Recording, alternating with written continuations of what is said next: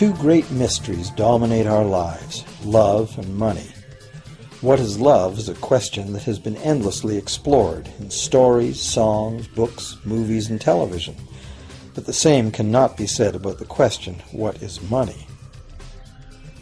It's not surprising that monetary theory hasn't inspired any blockbuster movies, but it was not even mentioned at the schools most of us attended. For most of us, the question, where does money come from, brings to mind a picture of the mint, printing bills and stamping coins. Money, most of us believe, is created by the government. It's true, but only to a point. Those metal and paper symbols of value we usually think of as money are indeed produced by an agency of the federal government called the Mint. But the vast majority of money is not created by the Mint. It is created in huge amounts every day by private corporations known as banks. Most of us believe that banks lend out money that has been entrusted to them by depositors. Easy to picture, but not the truth. In fact, banks create the money they loan, not from the bank's own earnings, not from the money deposited, but directly from the borrower's promise to repay. The borrower's signature on the loan papers is an obligation to pay the bank the amount of the loan plus interest, or lose the house, the car, whatever asset was pledged as collateral. That's a big commitment from the borrower. What does the same signature require of the bank? The bank gets to conjure into existence the amount of the loan and just write it into the borrower's account. Sound far-fetched? Surely that can't be true. But it is.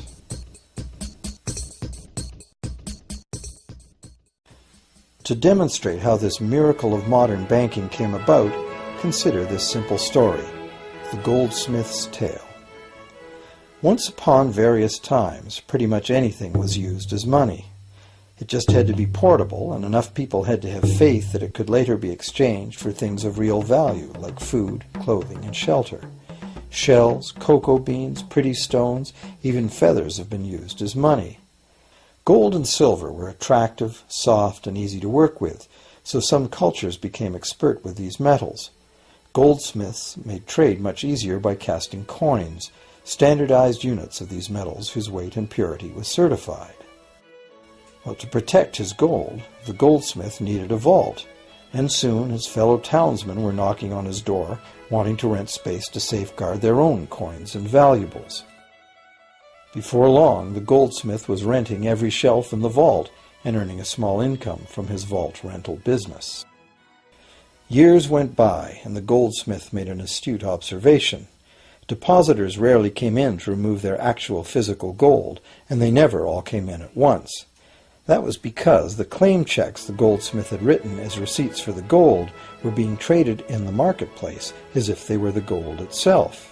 This paper money was far more convenient than heavy coins, and amounts could simply be written instead of laboriously counted one by one for each transaction.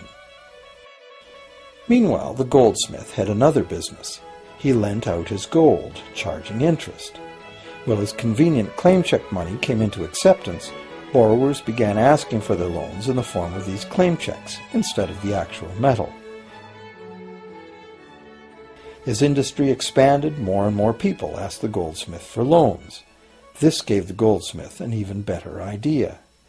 He knew that very few of his depositors ever removed their actual gold, so the goldsmith figured he could easily get away with lending out claim checks against his depositors' gold, in addition to his own. As long as the loans were repaid, his depositors would be none the wiser and no worse off. And the goldsmith, now more banker than artisan, would make a far greater profit than he could by lending only his own gold. For years, the goldsmith secretly enjoyed a good income from the interest earned on everybody else's deposits. Now a prominent lender, he grew steadily richer than his fellow townsmen, and he flaunted it. Suspicions grew that he was spending his depositors' money. His depositors got together and threatened withdrawal of their gold if the goldsmith didn't come clean about his newfound wealth. Contrary to what one might expect, this did not turn out to be a disaster for the goldsmith. Despite the duplicity inherent in his scheme, his idea did work. The depositors had not lost anything. Their gold was all safe in the goldsmith's vault. Well, rather than taking back their gold, the depositors demanded that the goldsmith, now their banker, cut them in by paying them a share of the interest. And that was the beginning of banking. The banker paid a low interest rate on deposits of other people's money that he then loaned out at a higher interest. The difference covered the bank's cost of operation and its profit. The logic of this system was simple, and it seemed like a reasonable way to satisfy the demand for credit. However, this is not the way banking works today. Our goldsmith banker was not content with the income remaining after sharing the interest earnings with his depositors, and the demand for credit was growing fast as Europeans spread out across the world. But his loans were limited by the amount of gold his depositors had in his vault. That's when he got an even bolder idea. Since no one but himself knew what was actually in his vaults, he could lend out claim checks on gold that wasn't even there. As long as all the claim check holders didn't come to the vault at the same time and demand real gold, how would anyone find out? This new scheme worked very well, and the banker became enormously wealthy on the interest paid on gold that did not exist. The idea that the banker would just create money out of nothing was too outrageous to believe, so for a long time the thought did not occur to people. But the power to just invent money went to the banker's head, as you can well imagine. In time, the magnitude of the banker's loans and his ostentatious wealth did trigger suspicions once again. Some borrowers started to demand real gold instead of paper representations. Rumors spread. Suddenly, several wealthy depositors showed up to remove their gold. The game was up. A sea of claim check holders flooded the street outside the closed doors of the bank. Alas, the banker did not have enough gold and silver to redeem all the paper he had put into their hands. This is called a run on the bank, and it is what every banker dreads. This phenomenon of a run on the bank ruined individual banks and, not surprisingly, damaged public confidence in all bankers. It would have been straightforward to outlaw the practice of creating money from nothing. But the large volumes of credit the bankers were offering had become essential to the success of European commercial expansion, so instead the practice was legalized and regulated. Bankers agreed to abide by limits on the amount of fictional loan money that could be lent out. The limit would still be a number much larger than the actual value of gold and silver in the vault. Quite often the ratio was 9 fictional dollars to 1 actual dollar in gold. These regulations were enforced by surprise inspections.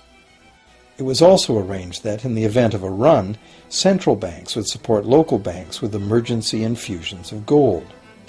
Only if there were runs on a lot of banks simultaneously would the banker's credit bubble burst and the system come crashing down.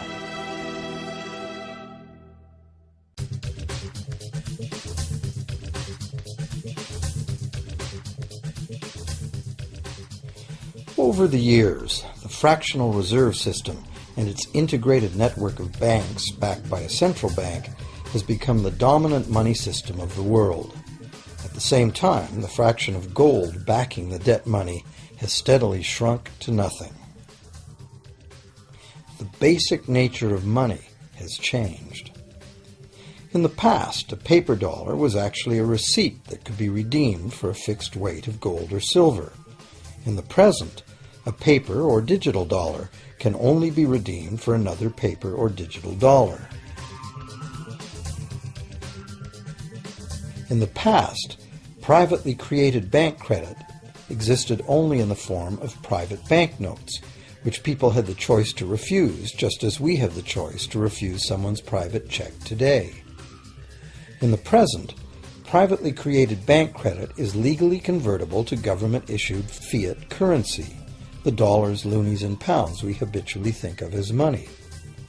Fiat currency is money created by government fiat or decree, and legal tender laws declare that citizens must accept this fiat money as payment for debt, or else the courts will not enforce the obligation.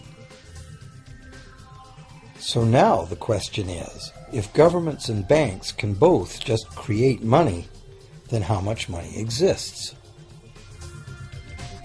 In the past, the total amount of money in existence was limited to the actual physical quantities of whatever commodity was in use as money.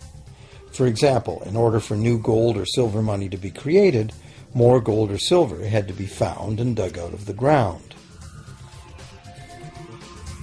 In the present, money is literally created as debt. New money is created whenever anyone takes a loan from the bank. As a result, the total amount of money that can be created has only one real limit: the total level of debt.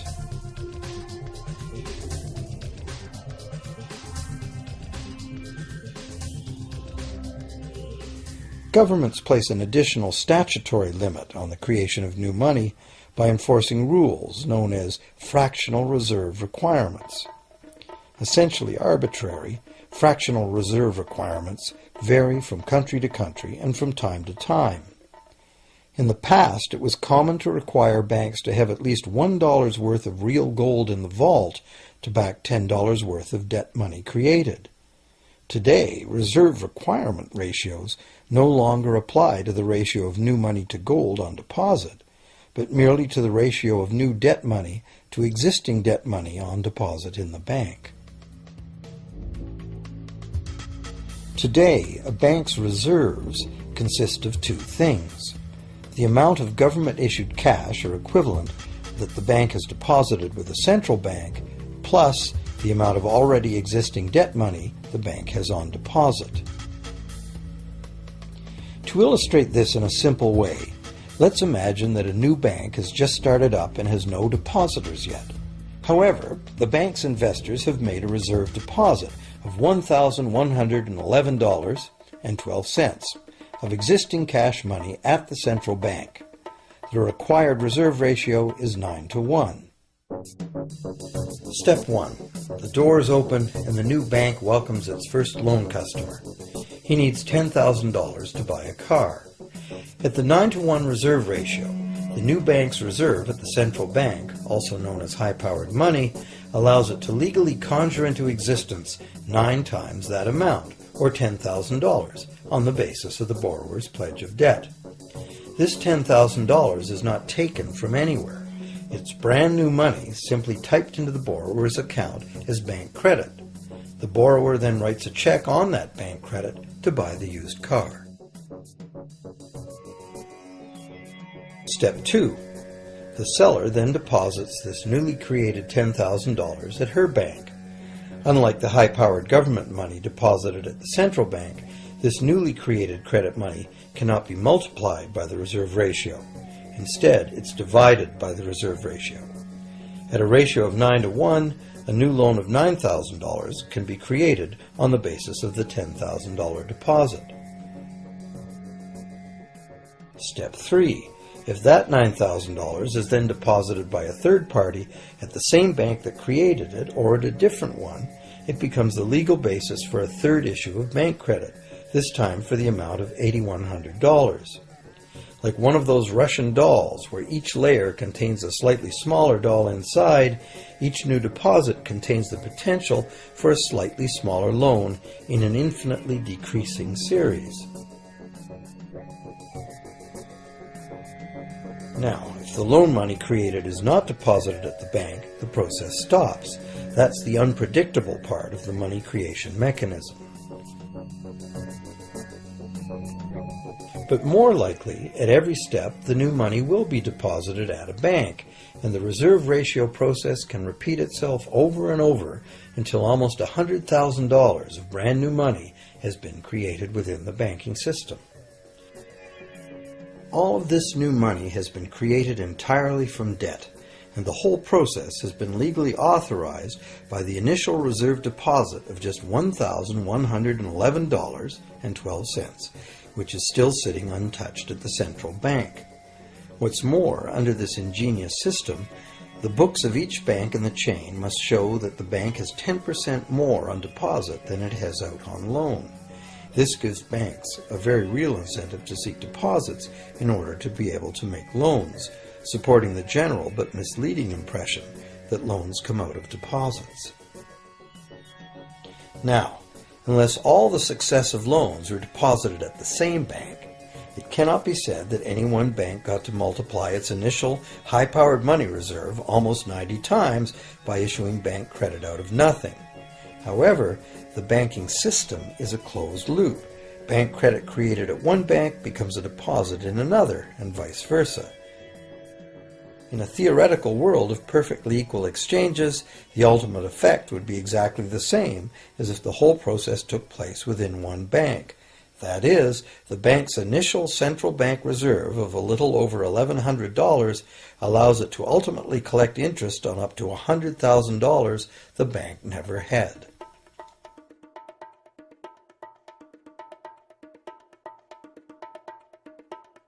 If that sounds ridiculous, try this.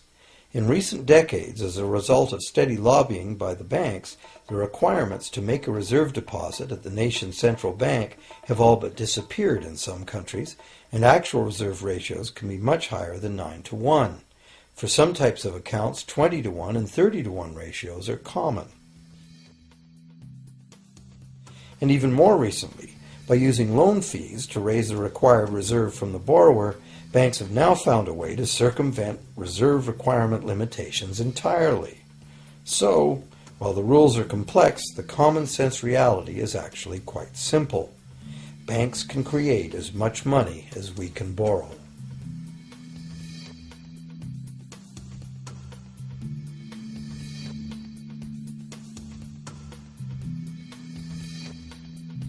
Despite the endlessly presented mint footage, government-created money typically accounts for less than 5% of the money in circulation. More than 95% of all money in existence today was created by someone signing a pledge of indebtedness to a bank.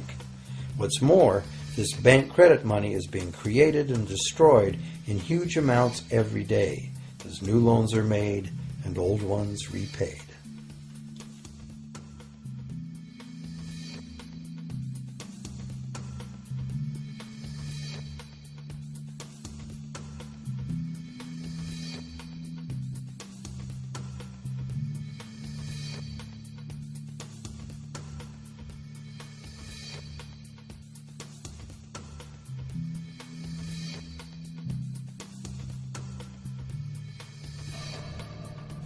Banks can only practice this money system with the active cooperation of government.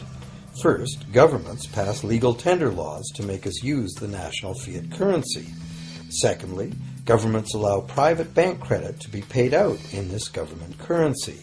Thirdly, government courts enforce debts. And lastly, governments pass regulations to protect the money system's functionality and credibility with the public, while doing nothing to inform the public about where money really comes from. The simple truth is that when we sign on the dotted line for a so-called loan or mortgage, our signed pledge of payment, backed by the assets we pledge to forfeit should we fail to pay, is the only thing of real value involved in the transaction. To anyone who believes we will honor our pledge, that loan agreement or mortgage is now a portable, exchangeable, and saleable piece of paper. It's an IOU. It represents value and is therefore a form of money. This money the borrower exchanges for the bank's so-called loan. Now, a loan in the real world means that the lender must have something to lend.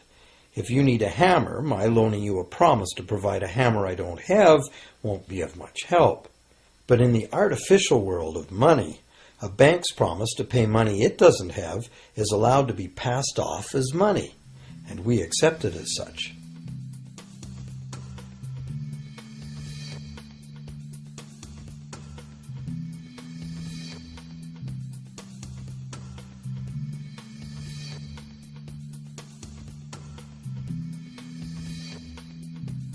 Once the borrower signs the pledge of debt, the bank then balances the transaction by creating, with a few keystrokes on a computer, a matching debt of the bank to the borrower. From the borrower's point of view, this becomes loan money in his or her account, and because the government allows this debt of the bank to the borrower to be converted to government fiat currency, everyone has to accept it as money. Again, the basic truth is very simple. Without the document the borrower signed, the banker would have nothing to lend. Have you ever wondered how everyone, governments, corporations, small businesses, families, can all be in debt at the same time and for such astronomical amounts? Have you ever questioned how there can be that much money out there to lend?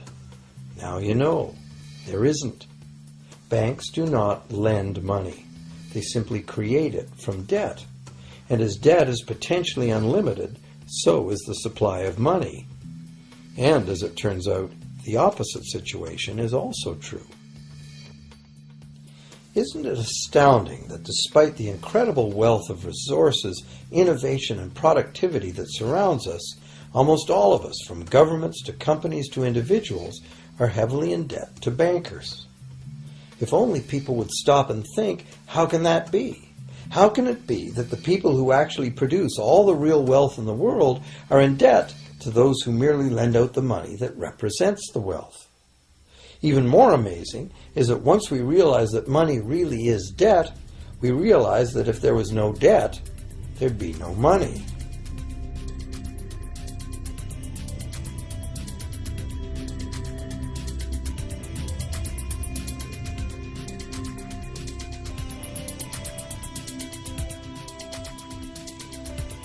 If this is news to you, you are not alone. Most people imagine that if all debts were paid off, the state of the economy would improve. It's certainly true on an individual level. Just as we have more money to spend when our loan payments are finished, we think that if everyone were out of debt, there would be more money to spend in general. But the truth is the exact opposite. There would be no money at all. There it is. We are totally dependent on continually renewed bank credit for there to be any money in existence. No loans, no money, which is what happened during the Great Depression.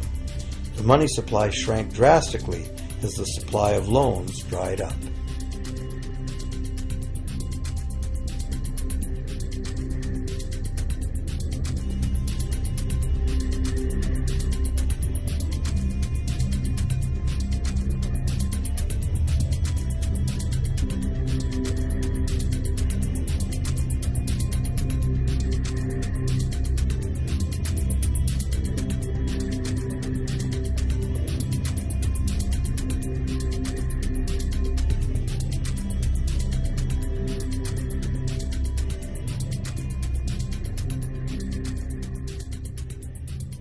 And that's not all. Banks create only the amount of the principal. They don't create the money to pay the interest. Where is that supposed to come from? The only place borrowers can go to obtain the money to pay interest is the general economy's overall money supply. But almost all that overall money supply has been created exactly the same way, as bank credit that has to be paid back with more than was created. So everywhere there are other borrowers in the same situation, frantically trying to obtain the money they need to pay back both principal and interest from a total money pool which contains only principal.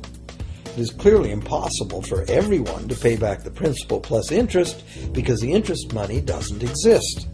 This can even be expressed by a simple mathematical formula. The big problem here is that for long-term loans, such as mortgages and government debt, the total interest far exceeds the principal. So unless a lot of extra money is created to pay the interest, it means a very high proportion of foreclosures and a non-functioning economy. To maintain a functional society, the rate of foreclosure needs to be low. And so, to accomplish this, more and more new debt money has to be created to satisfy today's demands for money to service the previous debt. But of course, this just makes the total debt bigger, and that means more interest must ultimately be paid, resulting in an ever-escalating and inescapable spiral of mounting indebtedness.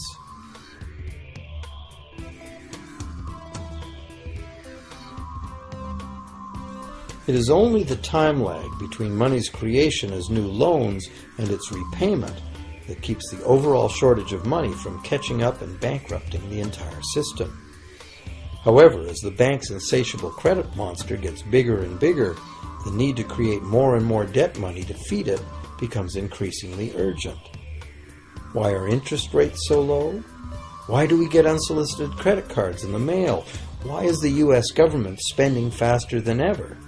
Could it be to stave off collapse of the entire monetary system? A rational person has to ask, can this really go on forever? Isn't a collapse inevitable?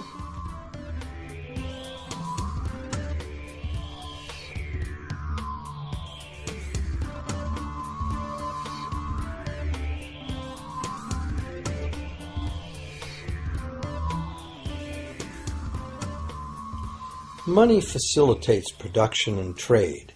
As the money supply increases, money just becomes increasingly worthless unless the volume of production and trade in the real world grows by the same amount.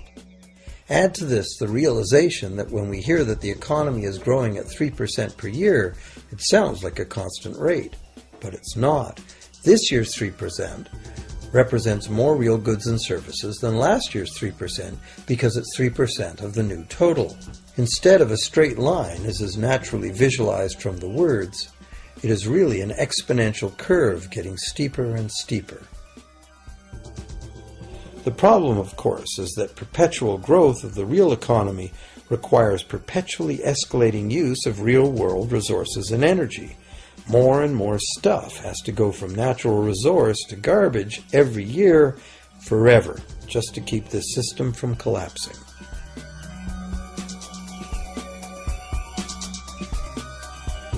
What can we do about this downright scary situation?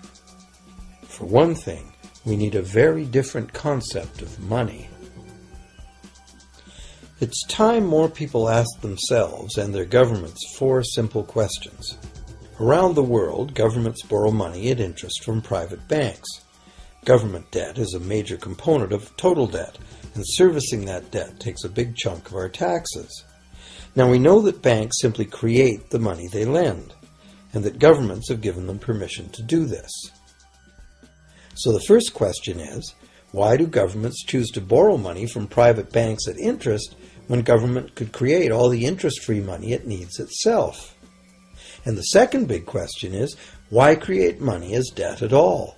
Why not create money that circulates permanently and doesn't have to be perpetually re-borrowed at interest in order to exist? The third question, how can a money system that can only function with perpetually accelerating growth be used to build a sustainable economy? Isn't it logical that perpetually accelerating growth and sustainability are incompatible? And finally, what is it about our current system that makes it totally dependent on perpetual growth? What needs to be changed to allow the creation of a sustainable economy?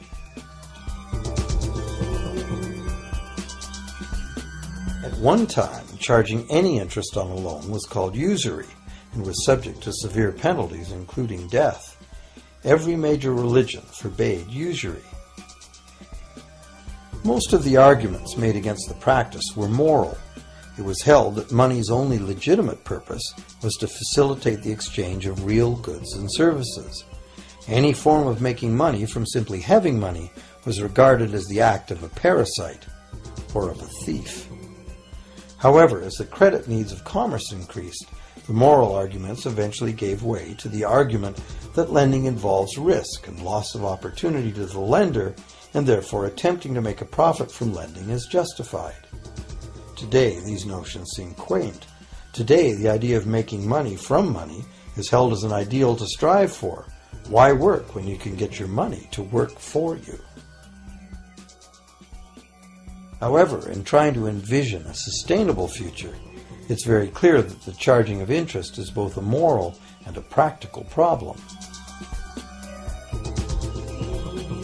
Imagine a society and economy that can endure for centuries because, instead of plundering its capital stores of energy, it restricts itself to present-day income. No more wood is harvested than grows in the same period. All energy is renewable, solar, gravitational, geothermal, magnetic, and whatever else we discover. This society lives within the limits of its non-renewable resources by reusing and recycling everything, and the population just replaces itself. Such a society could never function using a money system utterly dependent on perpetually accelerating growth. A stable economy would need a money supply at least capable of remaining stable without collapsing. Let's say the total volume of this stable money supply is represented by this big circle. Let's also imagine that moneylenders must actually have existing money to lend. If some people within this money supply begin systematically lending money at interest, their share of the money supply will grow.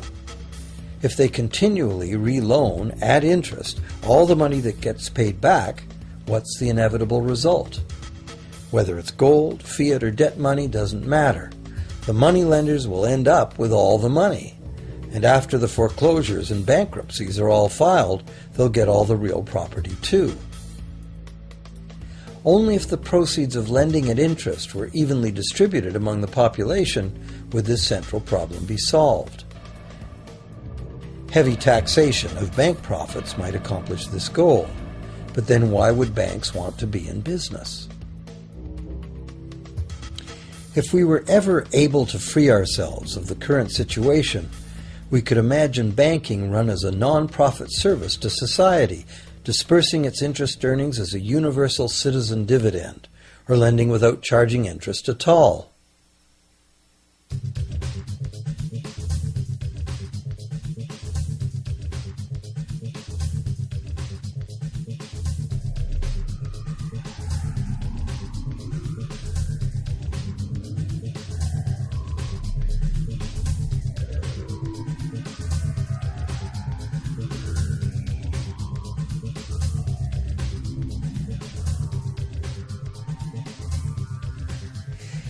If it is the fundamental nature of the system that causes the problems, tinkering with the system cannot ever solve those problems. The system itself must be replaced. Many monetary critics call for a return to gold-based money, claiming that gold has a long history of reliability. They ignore the many scams that can be played with gold, shaving coins, debasing the metal, cornering the market, all of which were abundantly practiced in ancient Rome and contributed to its fall. Some advocate silver, it being more abundant than gold and therefore more difficult to corner. Many question the need to bring back precious metals at all. No one wants to go back to carrying heavy sacks of coins to go shopping. It's a certainty that paper, digital, plastic, or more likely biometric ID money would be the real medium of trade, with the same potential for creating unlimited debt money we have now. Beyond that, if gold again became the sole legal basis of money, those who have no gold would suddenly have no money. Other monetary reform advocates have concluded that greed and dishonesty are the main problems, and that there may be better ways to create an honest and equitable money system than returning to silver or gold. Inventive minds have proposed a variety of alternate ways to create money. Many private barter systems create money as debt, much as banks do, but it is done openly and without charging interest. An example is a barter system in which debt is expressed as pledges of hours of work, all work being valued equally at a dollar figure that then allows hours to be equated with the dollar price of goods. This kind of money system can be set up by anyone who can devise a way to do the accounting and find willing and trustworthy participants. Setting up a local barter money system, even if it were little used now, would be prudent emergency planning for any community. Monetary reform, like electoral reform, is a big topic, and one that requires a willingness to change and to think outside the box. Monetary reform, again, like electoral reform, will not come easily, because the enormously powerful interests that benefit from the existing system will do their utmost to maintain their advantage. Now that we've seen that money is just an idea, and that in reality money can be whatever we make it, here's one very simple alternative monetary concept to consider. This model is based on systems that have worked in the past, in England and America, systems that were undermined and destroyed by the goldsmith bankers and their fractional reserve system.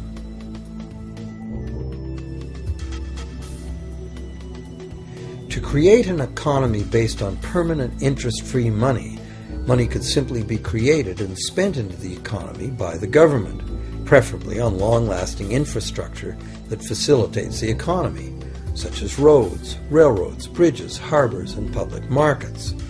This money would not be created as debt, it would be created as value, that value being in the form of whatever it was spent on.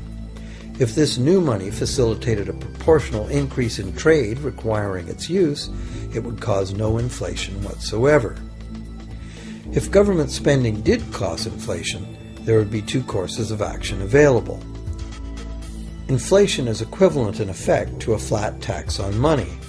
Whether the money goes down in value 20% or the government takes 20% of our money away from us, the effect on our buying power is the same.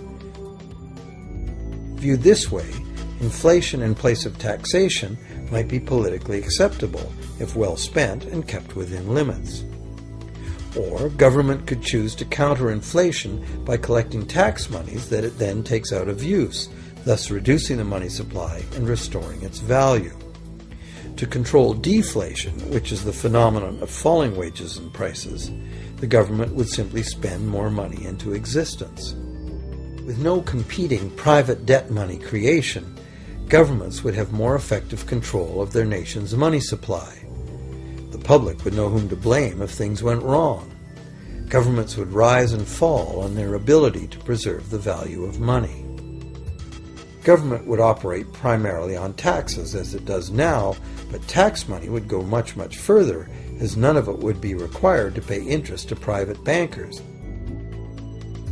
There could be no national debt if the federal government simply created the money it needed. Our perpetual collective servitude to the banks through interest payments on government debt would be impossible.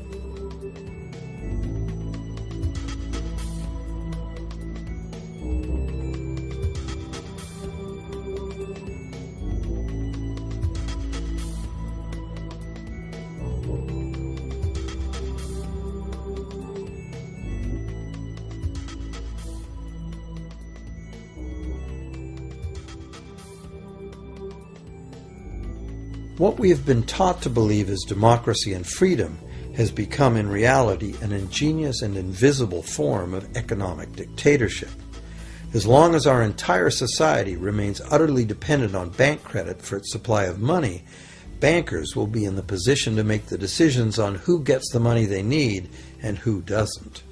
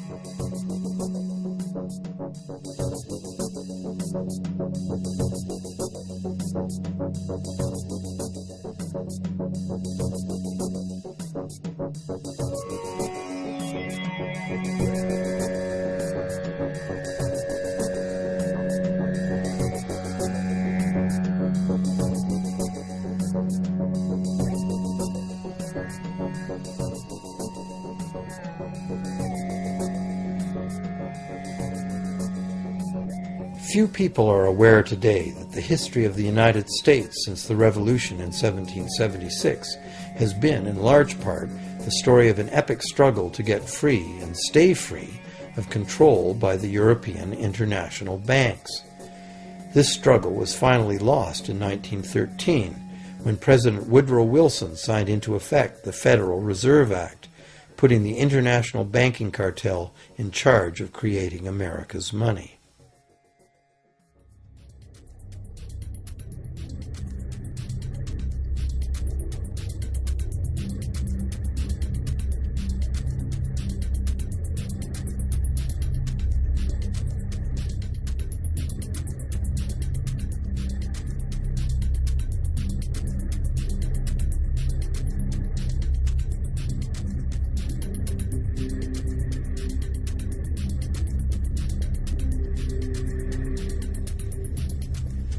The power of this system is deeply ingrained.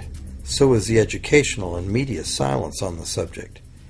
Years ago, a Canadian Deputy Prime Minister surveyed scores of non-economists, both highly educated professionals and common-sense people on the street, and found that not one of them had an accurate understanding of how money is created.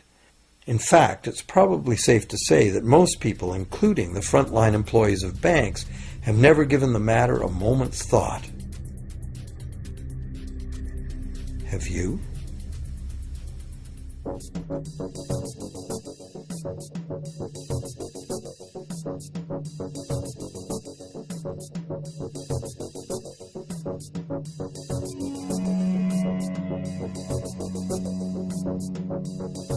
The modern money as debt system was born a little over 300 years ago, when the first Bank of England was set up with a royal charter for fractional lending of gold receipts at a modest ratio of 2 to 1. That modest ratio was just the proverbial foot in the door. The system is now worldwide, creates virtually unlimited amounts of money out of thin air, and has almost everyone on the planet chained to a perpetually growing debt that can never be paid off.